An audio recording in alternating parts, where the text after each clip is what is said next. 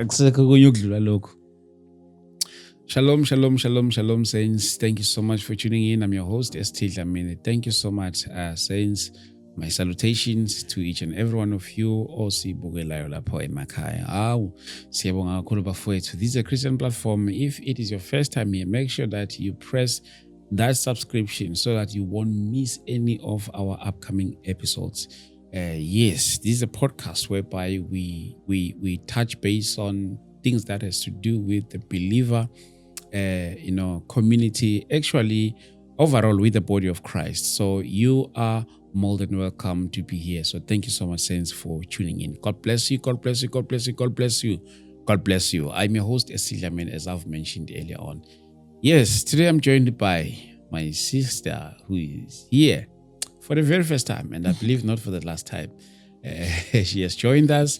Ulapha nathi namhlanje nakungikhuluma iskirimani ulapha nathi namhlanje osijoinile lapha njoba nathi lapha namhlanje. Ngizothanda ukuthi ngimamukele before ngimamukele ake simnxuseleni lapha emakhaya before sizoba nengxoxo naye lapha namhlanje engizomethula in no time kuba sibe naye lapha namhlanje. Heavenly Father, we give you the praise in the name of Jesus Christ. We thank you, Father. Thank you, in the name of Jesus Christ, Lord, for this opportunity. We pray, O God, in the name of Jesus, that, O God, our guest is here. We pray that, O God, tuhlala babe indebeni zomlomo wakhe. Konke na lokhu ke okubekile kuyena namhlanje siyathandaza Nkosi ukuba umgcwalise ke uNkulunkulu namandla. I even pray for the connection between yena nababukile bethu emakhaya. We pray for transformation. More than anything, your glory, O God, remains uNkulunkulu wethu ingcwele ikufanele uNkulunkulu wethu namandla onke egameni lika Jesu Kristu waseNazaretha. We honor and we love you in Jesus' mighty name. Amen. Amen. Angithatha ithuba ke ngamukele once again ngibingelele ebese ngamukela our today's guest. Ngiyaphila. Ngiyaphila futhi njani? Ngiyaphila, usengihlale kahle, uzenzokubuka kahle. Alright. Ayihle Nkosi njani? Ngiyaphila kakhulu. Ngiyazi ukuthi nababukeli bethu abanye babo bakwazi, of which I believe abanye bakwazi ngevoice. Kodwa ke namhlanje ngingazi sholo mina. Mhlawumbe ngithathe lithuba ngithi ke mhlawumbe for those who are seeing you for the first time, maybe if you are to give your introduction kumbukelo sibukela emakhaya bese ngathi sinoba namhlanje. Angibonge kakhulu ngikubingelele nawe bhuti wami, and thank you so much for hosting me today. It's kumusa. Kumusa kaNkulunkulu ukuthi namhlanje ngibe khona. Igama lami nguMabuyi ngwakwanzama. Yes, ekhaya kwaMakhutha. Ngumfundisi, I'm a pastor. And also abanye bangazi kumsakazo Imbokodo FM. Abanye bangazi emarenki ngithandaza emarenki, abanye bangazi kwamanye ama radio stations nje ayangibiza ukuthi ngikwazi ukuthi ngiyohambisa izwi lenkosi egameni lika Jesu. Apart from that, I lead a church. It's a movement actually. It's a soul combined movement in Christ Jesus. Okay. Yes, and ilapho ke la uNkulunkulu ke engibeke khona ukuthi ke umsebenzi wakhe uqhubeke wenzeke ngendlela nangohlelo. Kakhulu ke ngibizelwe umthandazo. Wow. uNkulunkulu ungivusele nje umthandazo kulezi insuku. Amen. Sibonga kakhulu sisivami sikwazi umsakazweni kakhulukazi ke umsakazo olapha eThekwini. Ngikholwa ukuthi usekho okuthiwa Imbokodo FM la khona ongena ngo9 kuya ku12. Yes. I'm correct? Yes, you are correct. Ngena 9 to 12 na Sunday. Na Sunday. Ngena ngo3 to 6. Sunday go 3 to 6. Yes. Then during the week go 9 to 12. La khona okade host imithandazo, izinjumayelo njalo. Yes, sabonga kakhulu. Thank you so much for a very Powerful introduction. And hey, bazalwane bami amakhaya angiyazi ukuthi into yami ngizoyithini into yami nalo sisi lapha namhlanje njengoba sijoyinile lapha yabona uku interview umuntu one experience enkulu kwezoma Christian lezinto zoku conversations zoma Christian lo muntu nohost abafundisi lapha na kwembokodo bazoshumayela njalo zonke but namhlanje ngiyathanda ukuthi ke sibuke iside lakhe le ministry mhlambe nje ukuyindlala kahle into yethu ukwazana kwakho nevangeli kwazane kanjani tholane kanjani nevangeli ukusindiswa kwami ukutholana kwami nevangeli inkosi yami ngiyaxolisa bengisesikoleni bengifunda kwamakho bengifunda eMkhumbi kahle ngifunda eMkhumbi nje matric wami ngawucomplete eMkhumbi so eMkhumbi bekukhona abantwana abashumayelayo yabo bashumayele kwasho ukuthi ke into yensindiso umuntu bengakayazi ngikhule ekhaya kukhonzwa amadlozi ngapha my grandmother is Catholic so ngoba zingane izalelwe ekhaya samba nogogo sinkonzweni uma kodwa besithi makiyena beyiRoma uma wami ukhonza kuphakameni kaShembe so insindiso I had a brother usesenkosini ubhuti wami wasindiswa kuqala ekhaya ngayibona lento yensindiso kuyena eyiphila wayiphila futhi ngempela ngambona uNkulunkulu emsebenzela kodwa ke ngangakayiqondi njengoba ngisho nje ukusindiswa kwami ngisindiswe ngiqeda umatric ngathola ischolarship ngaye UK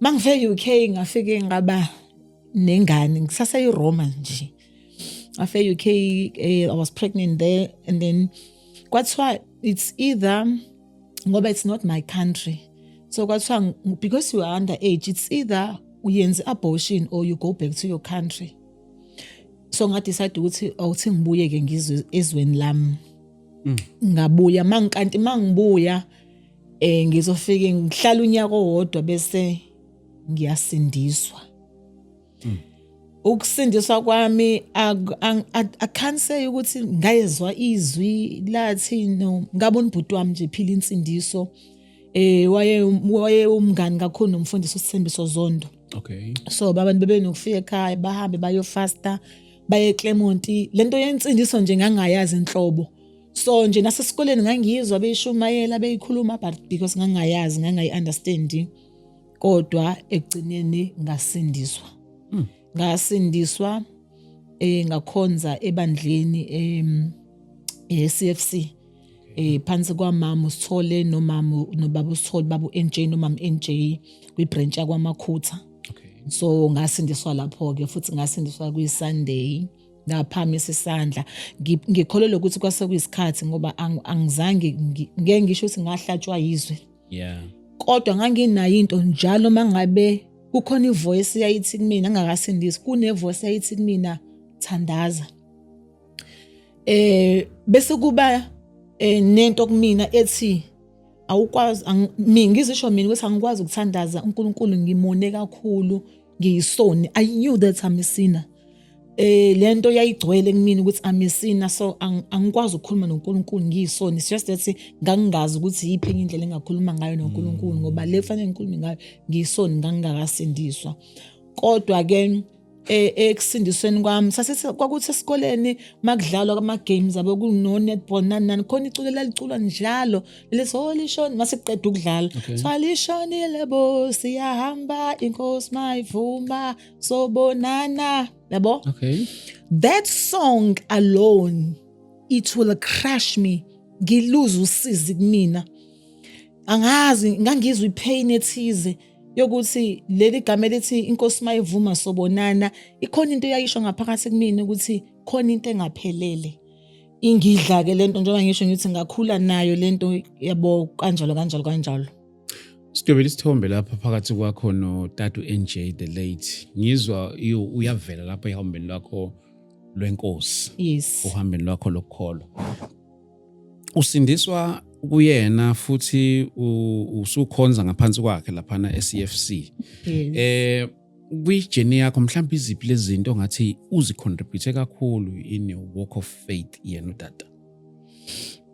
Okay, njoba ngisho ngithi uqala ukusindiswa ngikhule njengomuntu onamahloni. I was very shy and I couldn't even speak. Noma ungangenzani ngangingenayo ngangakwazi ukukhuluma ngiyipheni ngisho yabo ngangileyo ngane nje engena self esteem at all ngoba mangithi lo ngizokusho ukuthi yayikhona encane. There was no self esteem at all. Uma ngisindiswa ngangisi masiya einkonzweni siye imvuselelweni. I remember kune convention sasisemasi kuyinkonzo either i-convention or iphasika kakhulu ephasikeni. Angakamazi baba usithole eduze ngisamazi at a distance. Wayethi mayethatha imic ebamba imic ethi Lord you are worthy. Sonke kwehla inyembezi. Inkazimulo ngibuza ukuthi yini le eyenza ukuthi lo baba mangabe ebamba engakasho lutho ebamba imic nje adumise siyokhala sonke sidumise sonke siguqe ngamadolo sibabaza uNkulunkulu and lento yayingihlupha. Okay, ekusindisweni kwami mhlawumbe ngiqala ekuqaleni. Okay. Ngesikhathi ngisindiswa mina kuyiSunday ngiqala ngiphamisa isandla ngisindiswa. Ngafika ekhaya kuyiSunday. Into nje yokuqala eyenzeka ngaleyo Sunday engasindiswa ngayo ngangingane ekhula igula njalo njengoba ngisho ukuthi umama uSontashembe namanje umama saSontashembe ugoga kaSekhoke wayeyiRoma. Ayikho into engazanywanga ngayo. Ngangiphuziswa amanzi asemaromeni ngidla uvaselina wakaShembe but ngingabi right. The day ngasindiswa ngalo, I remember ukuthi ebusuku ngalala. I had a dream. In this dream, kwafika ekhaya uBabugumbi. Wathi ngoba ususindisiwe woza la owangibamba ngesandla wathi ngoba ususindisiwe angisakhumuli kusekudala kodwa nje uBabugumbi wafika wathi ngoba ususindisiwe usumukela uJesu woza sambe. Mangihamba ngafica wangisa kwindawo yayi swimming pool omkhulu omuhle oclean onamanzi amahla ublue lo obukwazi ukubona into phansi ayemahla amanzi alapha yala pool wafika wangifaka phakathi mengifaka wangifaka wanyamalala ngangasibisambona but emanzini ngangena emanzini uma ngingena emanzini emzimbeni wami it was clear.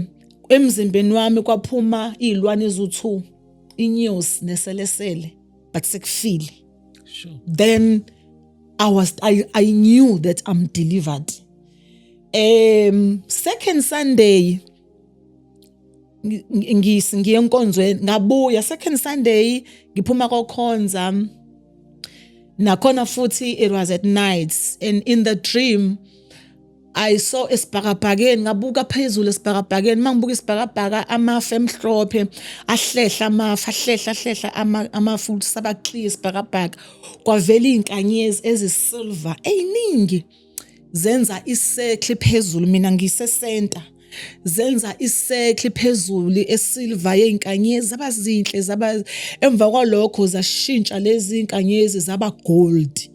Ngimile njalo la ngiyayibuka lento ngoba ngise center yayo ithe zisuka lenkanyezi kubeni gold zaba umlilo wehla lo mlilo wangishisa umzimba wonke and I was so scared in such a way ukuthi I went to omunye umzalwane angazi lutho ngensindiso akekho umuntu oyichazayo kodwa sengiyakholwa njengoba ngisho kwakuyi second Sunday ngaya komunye umzalwane esikhonza naye ngambuza ngamxoxela ngathi hey yazi ngiphupha into enje nje ngichazela ukuthi leyo nto isho kuzomunye umzalwane nje wayengekho stable mengimcabanga manje. Okay.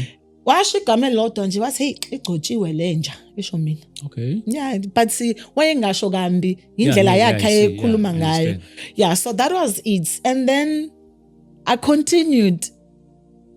Uma sihamba isikhathi ngisindisweni kwami angikakabi umuntu ngisafuna understanding. I think into eyangenza ukuthi ngiphuze ukubamba izinto ensindisweni ingoba the minute ngifika ensindisweni I was rejected. Ngaba ngifika nje ngafika ngayichaza ukuthi ngubani ngoba njengoba ngisindiswa ngibuya phesheya njengoba ngiyephesheya ngiyofunda nginobaba wengane manje senginengane ngisindiswa ingane yami nonyaka uYolanda. And uma ngabe sengisindiswa ngayichaza ke bazalwane ukuthi no nginobaba wengane, ubaba wengane yami siyazwana naye kanjani ukhokhile ekhaya uqedile wenza yonke into wayihlawula ingane mina walobola wenza zonke lezi zinto ezenziwayo ukuthi ngisindiswa lapho futhi angimisele ngokushiya. So yahamba ke ijourney yami and because I revealed that I became an enemy somehow because every Sunday abazalwane bebengikhiphela eminyango bathi uNkulunkulu uthe umzimba wami umzimba wesifebe angamukelekile uNkulunkulu yabo nje they don't know that I don't sleep with this person uhlala eGoli ngiseThekwini. They assume because angijange ngisho ngithi angiyena umuntu ovamisa ukuba ngi open book kulula ukuthi ungilandelele ukuthi history yami ngiqhamukabi. Then ngasindiswa kulezo ikhathi lezo la khona ensindisweni ngiyafika angakabi sesigabeni la khona ngiyeza la ngizobe ngithuka khona. So ngitheke kuleso igaba lezo to fast forward mhlawumbe kunye ngizobuye ngibuyele kona. Angakamjwayeli baba uSithola ngimazi ngisambuka at a distance. Ngimazi nje ngobhuti wami. So bese ke kuthi ke I remember ukuthi inkonzo kwakunemvuselelo ye God's Army eyayisempumalanga eMbalenhle. Okay. Yes, kwakunemvuselelo eyayikhona. So kwimvuselelo ke eyayikhona ngase ngivele sengisindisiwe sengiright ngo2005 uNkulunkulu wathi kumina I must find myself a mentor. Kufanele ngithola imentor. And then uma ngabe kufanele ngithola imentor wana ngazi ukuthi yini imentor kodwa ngiyazi ukuthi umuntu okulekelelayo nokusizayo. Yes. Eyintweni ethize. uNkulunkulu ukhuluma lento okay ngicela ukwenza futhi enye follow up about dreams. Okay. Kuthe kwahamba isikhathi ke maningi amaphupho engangiwabona izinto ezayifika. I remember there was another dream la khona kule space nje la sengisindiswa khona kodwa I was rejected and I was rejected so badly in such a way yokuthi ekuhlanganeni kwami no baba sengi close kuye there was a lot of things that were happening but ukwenza follow up with these dreams ngize ngikwazi ukuthi uNkulunkulu ezathi angithola imento lento inamaphupho amaningi phakathi. Then I had another vision. There was no dream, it was a vision.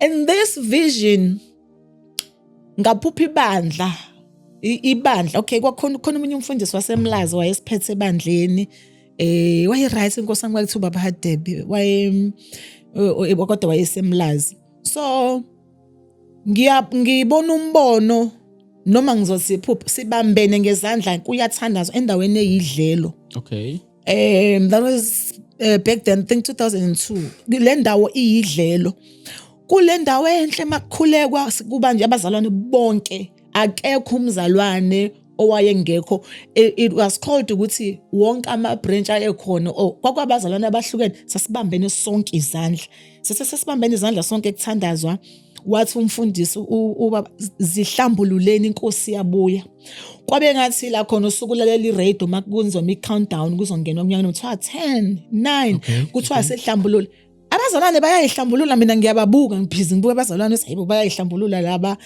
ngiyababuka nje bethandaza bavala amehlo ba serious bonke yimina kuphela ovula amehlo lokho ebabuka kodwa ngibambene ngithema ngithi ngiyavala amehlo ngithi ngiyayihlambulula wathi ubaba Hadebe uyihlambululani ngoba ibandla selihlwithiwe ususele. And uma esho kanjalo then I realized ukuthi ngithenga kaqedwe ukucabanga ukuthi ngisele ibandla selihlwithiwe immediately ngaba kwi-queue yabantu abayesihogweni ngaba kwi-queue ngaye esihogweni ukuthi indlela yami esihogweni and njoba si-queue siya la esihogweni there was a book elalikhona there was someone okhona leli bhuku ngimile kwi-queue ngakafiki egameni lami njoba ngikwi-queue ngiphethe wonke umuntu ola uphethe ukungcola kwakhe Sure.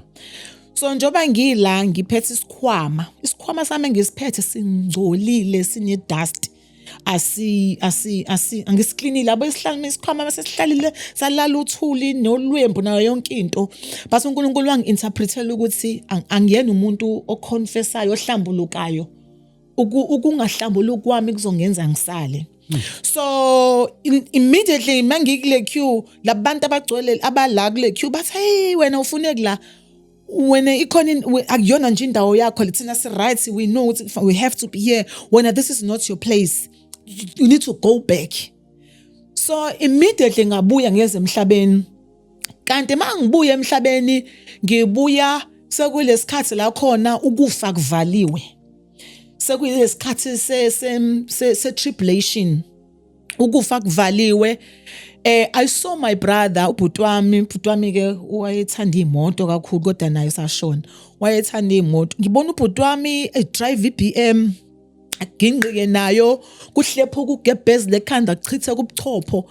avuke ahamba phile njalo and lapho kukhona usathane uhamba ngeenyawo like physically now uthi kumina wena mabuyi wangidestroya wangiqeda wangilimaza usawumzalwane ngizoqeda yazi wayethi mengihlephula ayikho indawo engangikwazi ukumcashela kuyona ikhona indawo engalisekhaya eMbumbulu College Coastal College sasithi mangabe kunama sports ngoba mina nganginganale jersey engangihlala kulona ukuze ngifudumale kuleka sihlupheka nje kakhulu so ngisi ngiyocasha lapho like yonke lento ekhona yonke lento evisible ukuthi usukwazi umuntu ukumbona efonini kwazi umbona ku TikTok ukwazi ufone ayikho ivideo la ingakho akukho even if ukuthiwa ucashile lento ilocator noma ngabe ukupha yayingekho bingikho indawo yokucasha in the dream so waye namshaqa engiphoqoza amathambo I could feel ukuthi yes lo muntu ipain engangizwa ephusheni and I'm sorry to say mhlambe lento engizoyisho izoba into kodwa ngalesa sikhathi owaye representa usathane kwakomunye umakhelwane wethu ngoba njengisho singanginobaba wengane babehlala base beqashile beneflat so umakhelwane wabo ubuya eNigeria umakhelwane neighbor representative I'm not saying it's him I'm saying at that time in my dream angifuni ukuthi omunye umuntu ayi-interprete ngendlela engayishongo ngayo but it was someone from Nigeria owayi representa the devil I mean the antichrist, and the beast ngoba leyanto angiyazi ngizoyichaza kanjani then I woke up in that dream I decided ukuthi Nkosi ngifuna ukuphila ubungcwele yabo ngayibona leyanto eyiqondene nami akuyona into yebandla noma yabantu ukuthi ngitshela yayiqondene nami yayishintsha kakhulu impilo yami ne direction engangihamba ngayo then I changed. Then now I started to really focus and want to understand what is happening. Impilo yami uNkulunkulu ufunani ngayo ngiyakholwa lapho ngangifunda eUnisa ngibuye esikoleni. Now uhambo ke laqhubeka. Ngasebenza direct medicines eGoli. Ngesikhathi ngasebenza iminyaka emincanyana and then wasese uNkulunkulu kumina ngikubizile buyela eKZN go back to KZN that's where your ministry is going to begin iqale le voice ngingayizwa kahle ukuthi yabo nje umuntu ukuthi it's another voice KZN I'm not going back ngila eGoli ngizosebenza yaphinda kwesibili 2003, 2004. 2002, okay, 2003, 2004, 2005 kunevoice nje ekhuluma into eyodwa. uNkulunkulu wangibonisa ngo2002 ukuthi ngizoba umfundisi. Nakhona futhi it was a vision. Noma ngeke ngisayisho-ke yonke, kodwa ngaphupha ngikhothamelwe ilanga nenyanga nezinkanyezi. So ngangingazi-ke nalokho kusho ukuthini ngoba ngangisanda kusindiswa. Ngase ngibuza umfundisi uSithembiso Zondo wayesase-office, wayesase-CFC. Wathi hayi usazoyo, ngangingakazi nokuthi khona ivesi elinjalo. So then-ke ngangitshela mhlawumbe ngizoshona or khona into ezongehlakalela, kodwa khona ama-dreams ayengenza ngibe uncomfortable in my space engangakwazi ukuwaxoxa namuntu. And then-ke ngase-ke njengoba ngisho ukuthi kuleyo lokhuzana ngisengisebenza, then uNkulunkulu wakhuluma kwathi ungibizile. Umethi ungibizile wathi ngibuyele KwaZulu Natal la ministry yami izoqala khona. Then second time ivoice ikhuluma, I said to God, ngoba ngangingazi ukuthi uNkulunkulu njengoba ngisho singangiyingane, ngangingazi ukuthi uNkulunkulu ubiza umuntu onjani. Nazi ukuthi umuntu omfundisi umuntu ongafundile. Nkosi yami ningixolele, ngangazi lokho. Ngakhula nje ngicabangela mina zikhona umuntu owasho. So ngase ngithi mina no, uma ungabe ufuna umuntu ozosebenza esontweni, awuhambe uyozama labantu abangayanga esikoleni. Mina ngikho interested ekusebenzeni esontweni, kube umfundisi, ekubeni ngi-right ngisindisiwe nginje. Ngiye esikoleni ngoba ngifuna ukuthi ngikwazi ukuthi ngiyiphilise. Then emsebenzini ngaxoshwa-ke. Ngaxoshwa nje kuleyo ma-voices, nga-retrenchwa. Kwathiwa icompany yagula, abantu abaresign ukuze ikwazi ukuthi iperforme kahle. Baresign abantu kwathiwa still inkampani inenkinga. Then kwathiwa ngoba abantu abasaresign kuzosetshenziswa le method ethi last in first out. So last in first out, I was the last person to be hired. Then ngaxoshwa nga-retrenchwa kanjalo. So vema retrenchwa kuba nezimali onikezwe zona, yabo kukhona ingcephezelo oyitholayo kanjalo. But ngoba ngangafuni vele ukuza eKZN nga-apply ngesikhathi ngiserva i-month notice, ngihleli a month direct medicines le esuke sebenginikeze yona leyo notice. Ngase sengiqashiwe life healthcare, nga-apply bangiqasha immediately ngoba ngaya kwi-interview. Wathi hospital manager uKruger, I don't feel like interviewing you, I feel like hiring you. Wangiqasha kanjalo-ke. So ngiyaseva la vele sengiyazi ukuthi ngiya eBedford View e-life healthcare ngiyosebenza. Nakhona futhi it was the same thing. It happened ukuthi kube ne-issue yokuthi no kufanele ukuthi yabo nje ngayezwa nje kuthiwa nje ngiyabizwa e-office la manager, then I knew ukuthi ikhona into abayoyisho engeke izibe right, then I resigned with immediate effect. Ngahlala ngakabuyi ngize KZN ngisastrugglisha ukuthi konje mengibuye KZN ngizofike ngenzeni ngithini ngiyapi ngoba uNkulunkulu uyakhuluma. Then 2005 uNkulunkulu wathi angithole imento. Then there were 3 women that engangibathanda ukuthi bangimentorishe. 1, it was umama NJ Sithole. 2, it was umama Zinhle Ntshangase. 3, it was umama Nonhlanhla Sokhela. I had to choose one of those women because ngangibathanda.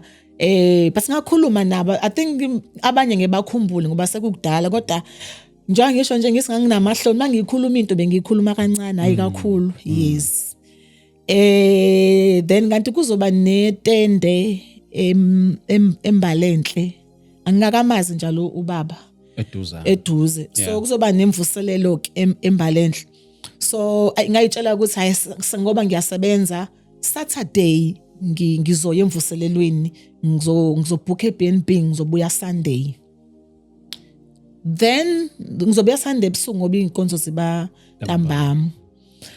Then I went there, angazi ngikhulume namuntu njalo omunye lento ye mentorship other than abantu engangithanda ukuthi bangimentorishe. So uma ngabe sengiya ngafika ebusuku lehlanu ngangijathi ngizoyifika Saturday engikade sathi awuthi ngihambe manje so that ngizovuka nje kuseni ngirelax ngchile kahle yabo ukuthandaza na yonke leyo nto leyo. And then ngafika ke so ngafika sekubizwa asakhona inkonzo seyiphuma kwako 10:10 ebusuku inkonzo seyiphuma so kwagcwele nangaphandle. Sure. Then kwase kunabantu ke babebizwe bethandazelwa. Then babusole said elapha ya akazange ngibone angishongo futhi ukuthi ngiyeza kumuntu ngoba ngangabajwayela abazalwane. He said uthi uNkulunkulu khona umabuyi inzaba la ukhona mabuyi la mntana mawukhona yiza la bangithatha kofe bangisa lapha ya wafika he said one line. He said God says I must mentor you. And I was shocked because angibajwayele abantu and angithandi ukusondela ngezathu nje njengoba ngisho nje ukuthi izinto umuntu ayibonile khula it was something else. Angikhulanga kahle nabantu angizange ngikhule nabantu angaze ngiabuse akaze bangihlukumeza kodwa ngibajwayele angibazi ngikhule nje nobhuti bami ekhaya umndeni wami nje. So then God says I must mentor you. Wangibuza wathi uhlezi kuphi ngathi eBNB wathi hamba uthatha impahla zakho uzozohlala la ngihleli khona. Sure. Yeah, that's where everything inkinga zami zaqala khona. And then he said wangihlalisa phansi wangichazela wathi wathi kufanele uqine la wathi yabo la uthense uqine la ube i6 pack ukuthi ngoba usazoshawa ngami. Day 1 ngimo baba prophet into ezimbi kanje ngami wathi usazoshawa usazohlushwa wathi nje kufanele ustamine ume wathi noma kuthiwa kwenzakalani kodwa nje he started beginning by saying that and then wangikhanselisha ke ngendaba yelokhuzane ngoba njengoba ngila uNkulunkulu asikakayixoxa indaba yokuthi ngiyivumile indaba yokuthi ngizoza la. Okay. Ngisayikholelwa nje. Then washo ke wakhuluma njengemuntu uma ekhuluma ibuza imibuzo ebuza ukuthi uyini oyidingayo spiritually uyabuza nje ukuthi ukephi. Because I remember even the first ngiyoshumayela first time ngiyoshumayela ngamfonela ubaba as my mentor ngasi baba ngibiziwe kuthiwa ngiyoshumayela esikoleni I think eMakhutha High wathi liphi ivesi esenhlizweni yakho ngamtshela wathi thatha exercise nepeni ubhale phansi kwabhala wathi uzofika ushumayele uthi bhala wathi nangoNkulunkulu ekhuluma nonke kwangekho mase kwakuyimvuselelo esetendini kaMakhutha egroundini. Wathi nangoNkulunkulu ekhuluma kunabantu abawu3 abakanje lo munye uxoshiwe emsebenzini unezikweletu lo munye unenkinga yesinye kunje lo munye washo wathi ngeke beze kalula labo bantu kufanele ube patient nabo uNkulunkulu lo xoshiwe emsebenzini umtshele ukuthi uNkulunkulu uzombuyisela emsebenzini wathi I was like ngosami yabo nje ngisho ukuthi mentorship was not like something engangi expectile ngendlela eyenzeka ngayo nangampela kwaba kanjalo nalo waxoshwa emsebenzini ngempela wabuyisela emsebenzini ngoba wayixoshwe ngemthetho. Now back ke ukuthi ke ngisuka kanjani sengiza eThekwini uNkulunkulu mekhuluma ngabona ukuthi anginayo ichance ngizoxoxa noma ngingayapi ngase ngithi okay inkosi inkinga yami imali ngiye esikoleni ngoba ngidinga imali and angiyifuni imali yesoso ngoba abantu banikela uma bethanda. That's why ngingafuni ukusenza esontweni ngoba angifuni ukhola imali yomnikelo ngoba abazalwane mase sebewuvala umnikelo bayavuvala. And then God said to me ifuthi inkosi yathi voice I shall supply all your needs according to the riches and glory in Christ Jesus. Okay. Hey, ngizwe kodwa ngingazwisisi kahle.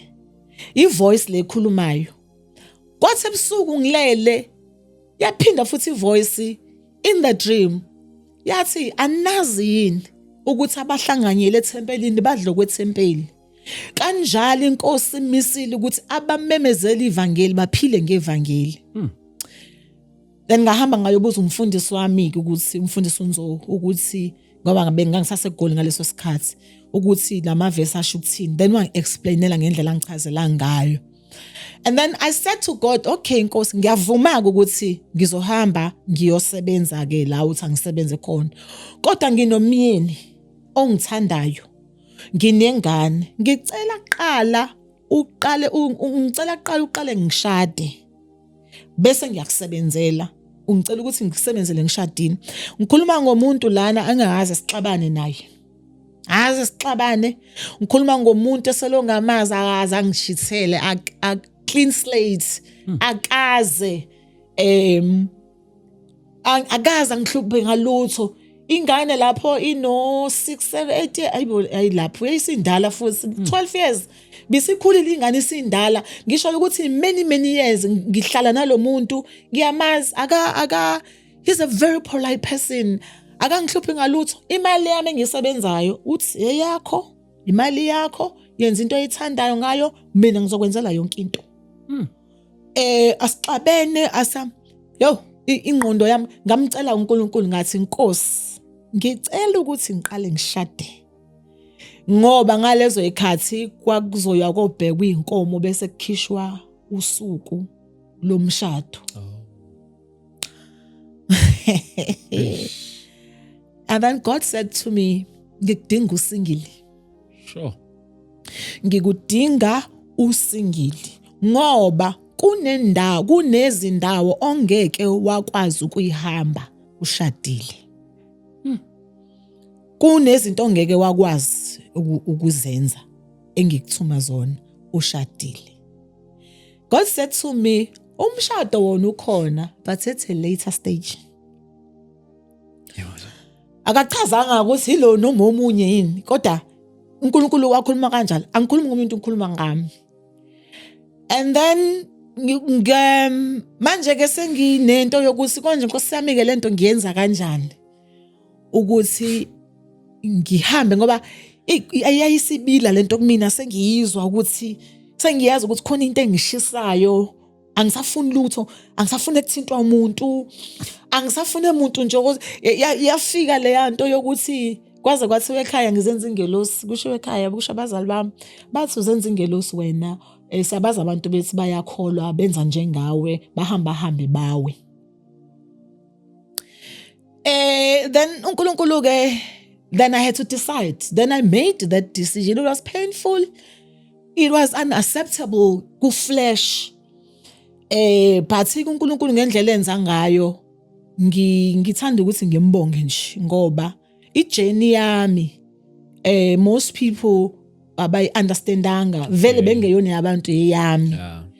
So mangibuya I had to come back. Mangibuya ngifike la Jesu ngifike labandleni la khona ngibizwa nge-devil worshipper ngiyi-satanist ngiyisifebe kuba wenzeni njalo ngizowisa ubaba uSithole alikho igama yazi ngangithi ifoni ngayivala ifoni for 9 full months ngivala ifoni kules ngangivula kuphela mangicheck ama message futhi nakhona ngangawa check ama calls noma yini mhlawumbe after 3 weeks 9 months ngavala ifoni yami ngangithi mangivula ifoni ngiya kwi voicemail ngithola inhlamba ngake kwaba umlilo you know, and it was so painful in such a way ukuthi I reached a level whereby I hated insindiso. Not Jesus though, but I hated insindiso. Ngayizonda insindiso. I went on fasting for 21 days asking God ukuthi I keep insindiso kumina. Angisayifuni. Cela ukuthi uNkulunkulu ayikhiphe insindiso kumina angisayifuni. But angazi the more ngithi ayiphume the more ikhula strong the more the more iba yazi ngakhonze bandleni ngikhonze bandleni kuke kuthi makushoyayelwa kumiswa abantu kumiswa indumiso yangempela mina ngikhuluma ngendumiso ayilento enzeka manje abantu sebethi bayadumisa mina ngikhuluma ngendumiso yangempela bakumiswa indumiso kuthiwe uNkulunkulu uthi izandla zami angayiphakamisa bayiphakamise bonke abanye babalwe futhi ngamagama ukuthi obani abamukelekile nabangcwele ukuthi bangakwazi ukuthi baphamise izandla zabo bayiphamisele kuNkulunkulu mina izandla zami azamukelekile kuNkulunkulu ngingcolile nginje njengoba ngisho ngithi mina zikhona inhlambe engeke ngizishe engangibizwa ngazo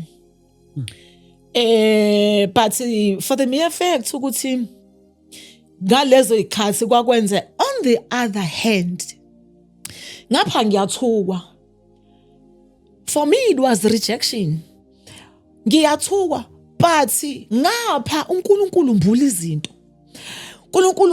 yakuzoba netsunami ngo20 bani 2000 and something kuzoba netsunami uNkulunkulu showed me ulwandle lubulala abantu lugcwala imizi luba njani ngavuka ngixoxa ngithi ngiphuphe ulwandle lusuka luza emzini lubulala abantu kwafa abantu ngakhala kuNkulunkulu ngisaba ngabuza ukuthi inkosi senze njani lathi izwi thatha abantu nyukele nabentabeni niyothandaza thatha abantu nyukani niye phezulu.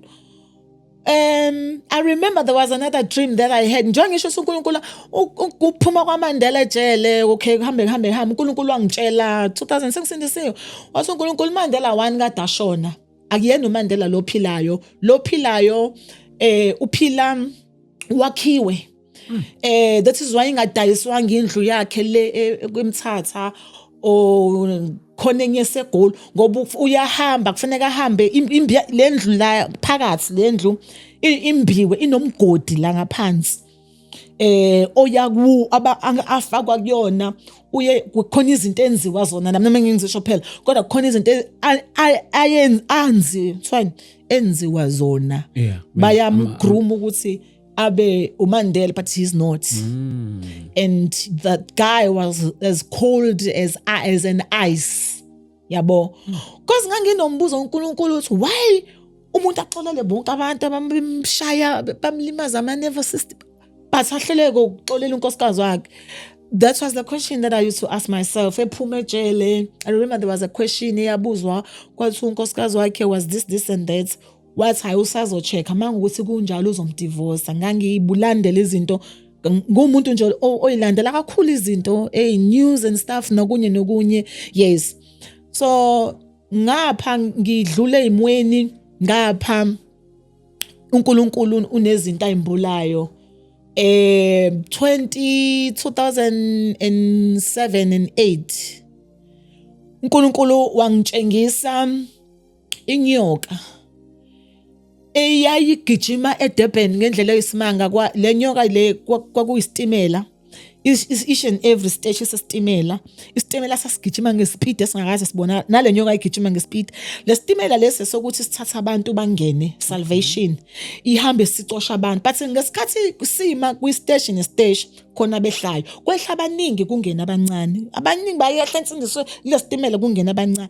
lenyoka ngesikhathi behla iyabagwinya inomlomo omkhulu like hundreds like ngathatha 1000 abanye baqathaka sebesemlonyeni wayo ingikhaliswe lento ukuthi lenyoka edla abantu kangaka likhuluma izwi lithi bukusisa ngoba ngaqale ngangazi ukuthi yini le lithi izwi bukusisa manje sengiyabuka yibo inyoka le ngibuza kwenzakala lithi izwi njengoba lenyoka ikhanda layo liseDurban umsila wayo useChina ngithi mina senze njani lathi izwi thandaza la hamba ovusa abantu hamba olanda abantu vusa abantu landa abantu niyothandana nithandaza ningene kwi-warfare ngahamba ngabavusa abantu sabathola sesibancanyana kodwa sayishaya yaqhuma lenyoka yasakazeka ithe mayisakazeka mawuthelwe ichashazi layo isikhumba uyasha ubonakala ukuthi lenyoka ungeke uphile uma ngase ukuchaphazele indawo enkulu esikhumbeni then bese ngithi bese ngisawubhekele lokho sengibona abazalwane like mabe eyinkonzweni bayahabele kubewa bawiswa yini likhulume futhi izwi sasendre lisibukusisa mangibuka lenyoka isifile physical but manje isi spiritual isidinga abantu abahlala kumoya abakwazi ukusensa nokudisena nokuhogela nokubona izinto ukuthi udisene ubone umoya isiwumoya ke manje akuselula ukuthi but abazalwane babonakala belahleka baziwa balahlwa yini babonakala sebelele phansi abazi bashawe yini kanti lento yokungabi angazi ngizoyichaza kanjani so then ziningi izinto uNkulunkulu ayikhuluma ngalo mbono njengisho ukuthi ngapha ngiyathukwa ngapha uNkulunkulu uyakhuluma to me it was rejection kanti to God it was separation. Oh. Yeah. Mina thought, I'm being rejected. But there's one woman, this woman, Nkosi yami, prophetess uKhanyo Ndlela. That woman, unomqhele wakhe kuNkulunkulu ngami. uKhanyo unomqhele wakhe kuNkulunkulu ngihlezi ngisho namanje ngithi unomqhele wakhe wangithanda lwasisi. Wangithanda hayi ukuthi uyangitshela ukuthi ngiyakuthanda no she loved me. God told me with this woman uyakuthanda you must understand ukuthi uthanda kuthanda ngalo uthando lwami and lolu uthanda kuthanda ngalo ukube kuya ngaye ngabe ukufihla somewhere. God told me that njengisho ngithi akaza khulumi akazasho but I know ukuthi wangithandanga ukuthi nje mangicabanga uthando lwakhe lungenza ngibe like angazi ngibe emotional. Yeah, ngibe emotional. Yeah, she doesn't know I'm saying this for the first time. Akaza ngizwe ngikhuluma ngayo. Now izimpi zami angithi siyakholwa. Okay, maybe let me share this with you. Yeah. Uma ngibuka ubaba wami eShumayela enkosini ubaba uSithole. Yeah. Uma eShumayela angimazi umama ngazi ubaba. So uma ngikhonza ngokwe understanding yami encane yokuthi ngazi ubaba. And into ekhona leyo ukuthi asibanake omama. Sinaka ubaba, singamnaka uma hayi mina nje ubaba. Ngike ngakhuluma esinye statement ngithi I wish ngesikhathi sifike ensindisweni safundiswa ukuthi si relate kanjani nobaba benomabo babili ngoba thina sisindiswe si relate nobaba kuphela. Umali imali na iposition akiyo ona imenza be frustrated angazi ukuthi mhlambe nabo abafundiswa ngomama ukuthi ba relate kanjani kodwa into engisho ukuthi kwakufanele sifundiswe thina masisindiswa ukuthi uma usindiswa unoma nobaba usindiswa kushumayele ubaba urelate kanjani nabo bobabili ukuze ungabi umuntu osezokwenza idivision nomuntu osezokhoza ihavoc ngenxa yokuthi ngoba vele uzobukeka njengomuntu olethwe uSathane. That's what that's what I went through ukuthi I was never told and noma ngithanda uyabona khona izinto otho uyafisa ukuyikhuluma kodwa umuntu ngathi ungayikhuluma nomuntu ono best interested heart ukuthi lento ngempela ngifuna ilunge ngoba kuyenza ngibone ukuthi yazi uDlamini ubegqoke ibhantshi eliblue ubefakeleni iblue ngoba begqoka ublack instead of ukuthi ngithola ukuthi why ugqoka ngenzeka ukuthi ublack awunawo ngizohlala ngixeke ukuthi ngicriticize sesibabili manje ngizokungcolisa ngendaba yami nawe usuzongcola. I must say ukuthi imistake engayenza mina personally angazanga ukuthi ngirelate kanjani noma nobaba bobabili at once. Ngikufunde lokho sengimdala ukuthi hayi mawufuna ukunakekeleka uma ngizothi nje mawufuna ukuthi into yakhe ibe clean qala kuma kube uma ukudlulisela kubaba yabo mawungabe ufuna ukuthi ukhonze ungakhethi yabo thina uthothi ngiyakhetha ngithanda ubaba ayima nginandaba naye awuthi uma ngimthanda kodwa anginandaba naye ngoba umaya ngimjwayele ma isikhathi esiningi ya bazalwane leyo nto ke iyona into mina ke yangishaya bandla ngifuna uqamba amanga ukuthi uthola ukuthi umsulwa kanti awukho umsulwa awukho umsulwa I was not innocent I was not and whatever happened uNkulunkulu ungifundisile ukuthi kunezinto ekumele as a result kwi-ministry noma kwi-calling yami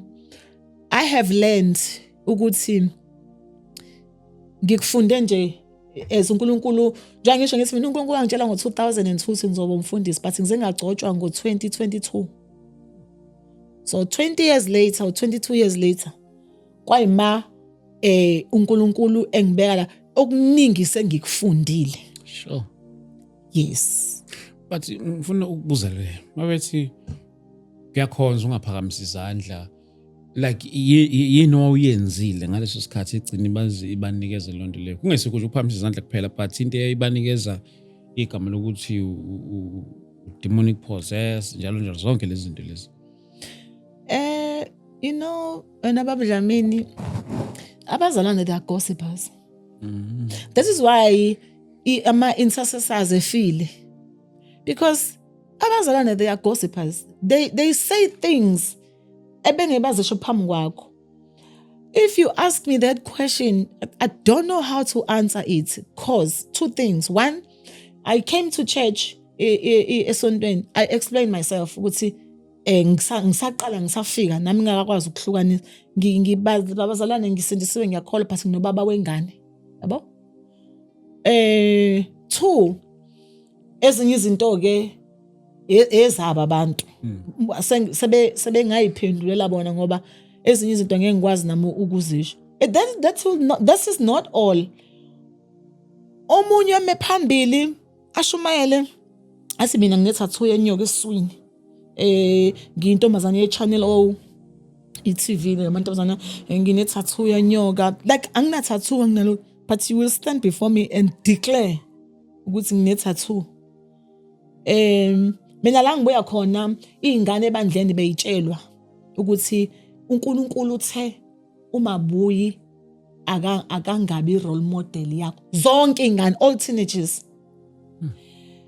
I remember at one point there was kwakunama teenagers abafana enkonzweni okay kwakunama teenagers afana njalo Sunday ngangixakeka hayibo lezi ngane zifike ekhaya zingibamba izandla ngapha nangapha zazo4 zingiqukula izandla ziphakamisa izandla zami ngapha nangapha ngixake ukuthi what is happening guys what is happening and one child will say sis Mabuyi ubenze noma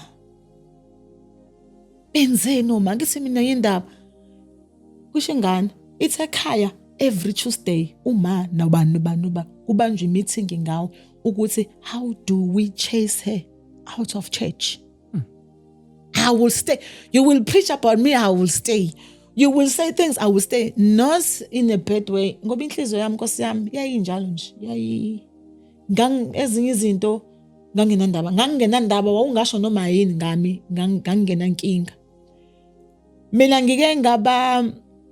ngafika ebandleni kuyiSunday la eThekwini ngiyokhonza ngafika umfundisi eshumayela ngami sure ngafika umfundisi eshumayela ngami engangazi nawe uyafika uyalalela intshumayelo nami ngalalela intshumayelo no wangakazi angibone kodwa wayezwile ngami ngafika nje kuyiSunday shunyelwa kwathiwa hey but ke njoba ngisho ngithi ezinye izinto to me back then it was a separation at that time ngangifeel ukuthi yaba khona into uthi ufuna ngeke ngichaze kuwo wonke umuntu ngihlezi ngi-explain ukuthi okay makuye nje akunje kuvamisile nje ukuthi abantu babe nendlela yabo yokuchaza umuntu yabo babe nendlela yabo yokuchaza umuntu so I'm saying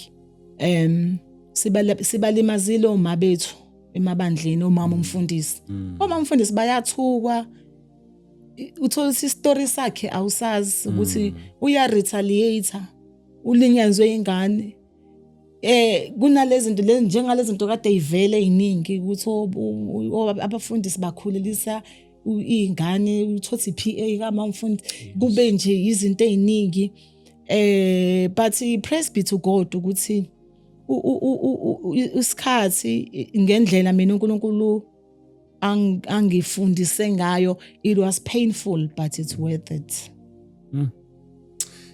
Ijeni yakho nobufakazi bakho, I think it is very much insightful, ikakhulukazi nakumuntu nje othola ukuthi experience rejection inside the church.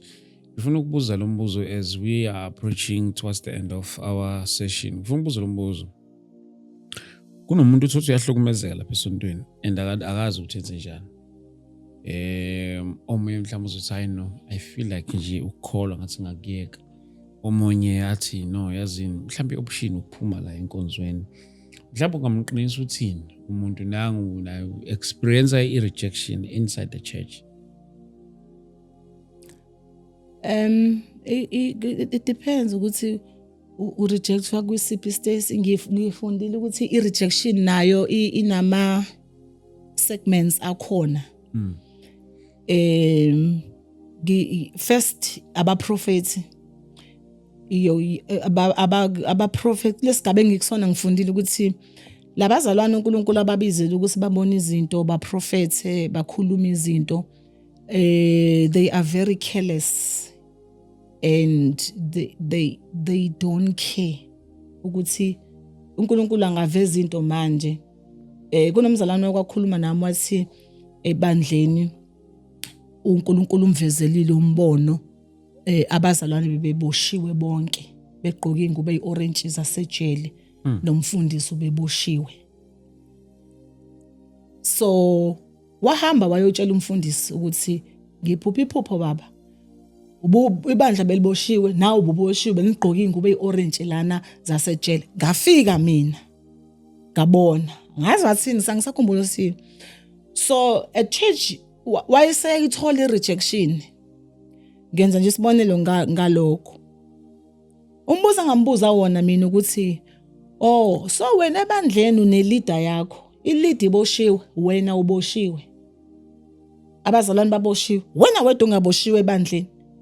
Hlobo luni lesiprofetho lolo ukuthi ungaze ulithathe use wena nje umuntu bengase kuwena eze nento enkanjalo. Ngimbuza ngibhekise kuyena, wena uyi-lead ungaphatheka kanjani? Then i-rejection, it is not rejection per se. Kwesinye isikhathi kusuka nje ukuthi umuntu bebudedengu uma ngabe sebemdiscipline, ngoba abanye abaprofeti abafuna ukutshelwa, abafuna ukudisciplinwa, abafuna ukuphikiswa oJona. Athi nje uNkulunkulu uthe uJona wona uNkulunkulu uthe uzolibhubhisa eNineve manje nanti babulala phela ungenza umqambi imanga. Abaprofeti banjalo abanye bayalwa mangabe babona izinto bangayibuzi, bangayezwini, bangafuni ukuthi uNkulunkulu ayambula elaborate into. I have learned to know this vision that I'm telling you indaba yenyoka. uNkulunkulu each time usayitolika nanamhlanje. So yenye ke yezinto leyo uthola ukuthi wena uthi rejected, kanti obusesithuli phela ngoba wena isikhulu sala endlini yabo. And two, ayikho into eqeda ibandla yenza division no rejection balapho njengeyindaba. Njengeyindaba. Uthu Timothy uPaul Timothy awulonde kahle lento ebekwe kuwena. Awugweme nje ukhuluma uyeke uqina ukukhuluma okuyize. Kuukuthi kungukwazi. Yabo? The godless just uthola ukuthi lento ekhulunywa hayi naNkulunkulu kodwa athi ngiyazi, uyabo ukhuluma nje umuntu owaziyo. But bakhona ke abantu ke ababa kuleso state la khona uthola ukuthi ngempela umzalwane urejected endlini kaNkulunkulu. Akathandeki. Kokunye kuyaye kube spirit nje sithize. Kokunye ngijazi ngishilo nasekuqaleni kusuke kwi-separation uNkulunkulu ekususela abantu ukuthi ngifuna wena Sele nje wena. usale ukanje ngidinga wena. So yes, and enye into lento ye rejection ungathathi inqumo ngesimo sesikhashana so ukuthi isimo sizodlula manje wena usuthathe a permanent decision yokuthi isimo ususithathile was-owner kanti kufanele usibheke ukuthi esakho yini noma esaNkulunkulu ngoba the war is between God and the devil but the battle uNkulunkulu nje impi yakhe yimpi ekaNkulunkulu. Siyabuka manje ukuthi ziningi izinto ezenzakalayo abanye abantu bakhala ngejealous ukuthi ubani unomona ngami ubani unjani ibandla la Jesu kodwa ukhona uNkulunkulu.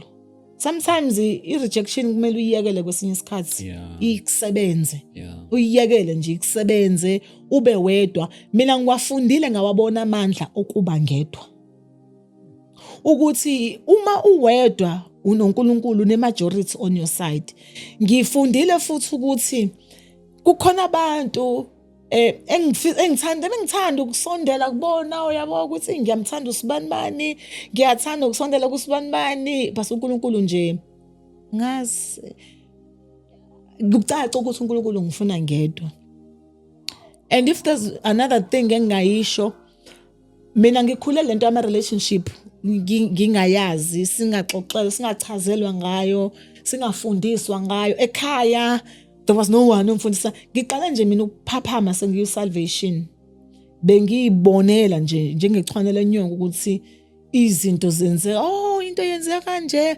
Uthola ukuthi nokukhuluma yazi ngeke ngakhuluma istatement emsakazweni it was so painful ukuthi ngakhuluma istatement mina nje ngijokela like ngikhuluma nosisibami ukuthi hayike ngangiphuma u12 ayike thina sizeleke sesiyagudu sesiyahamba thina and then to my surprise ukuthi la yanto ngangisho Nkosami uNkulunkulu ufakazi wami from the bottom of my heart.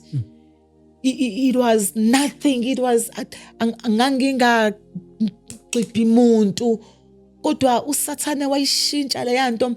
Now I don't know how to answer.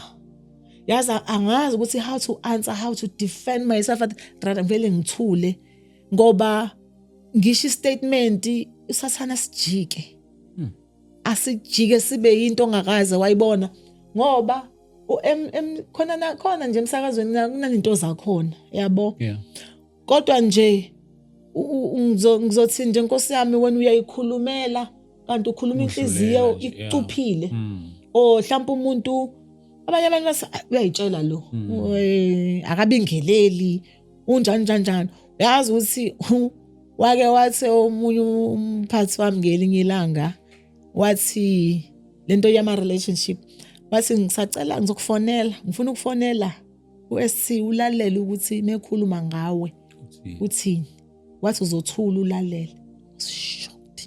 Shocked ukuthi sabazalwane bathi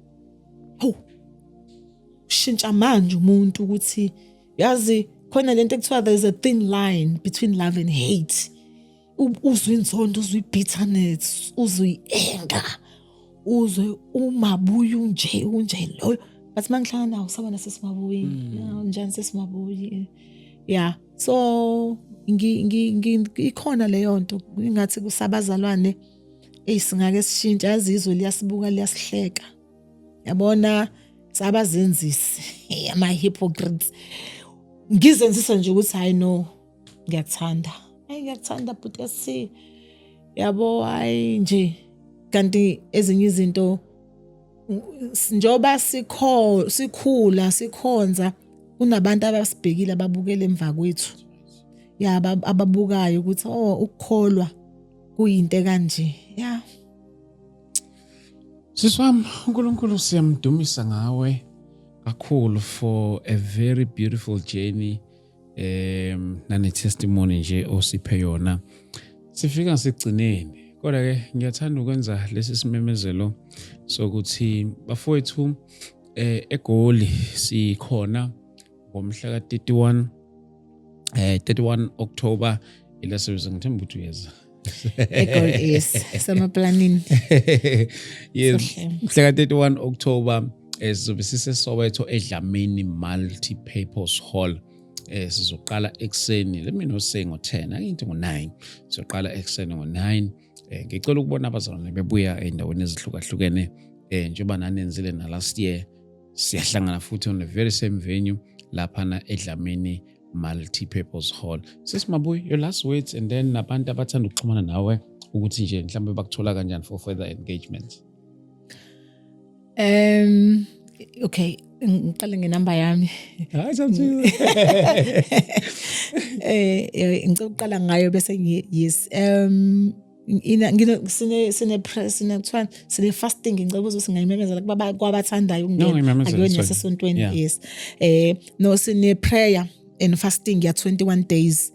uNkulunkulu akhulume ngayo ukuthi sikwazi ukuthi ezabazalwane u21 days soqala ngomhla 22 okay June, which is Monday, 22 June to mhla ka 13 July, 21 days.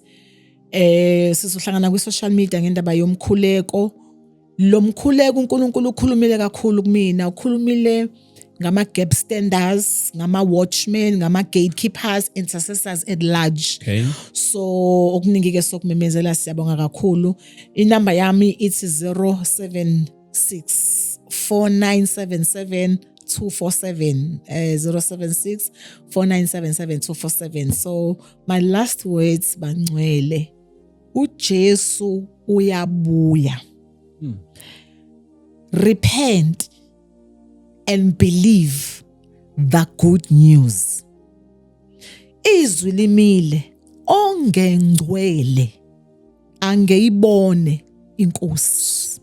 Ongengcwele zingcweliseni, zihlanzeni, hlambulukani, phendukani.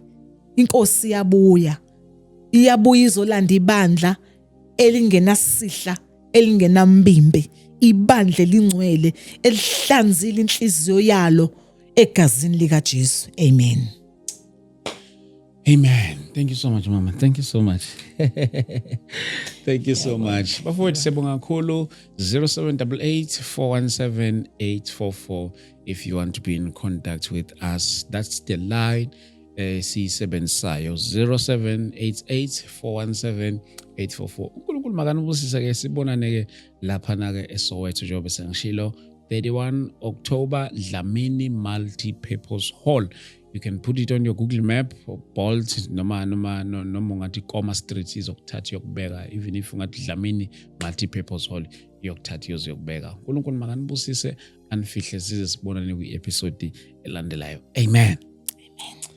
Thank you so much, Mama. Thank you so much.